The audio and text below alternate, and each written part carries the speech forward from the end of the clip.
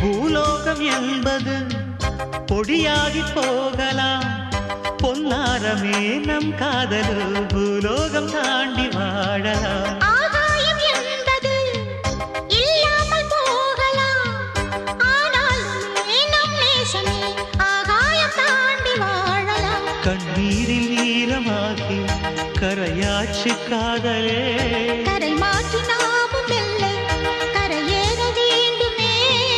நாளை வரும் காலம் நம்மை கொண்டாடுமே.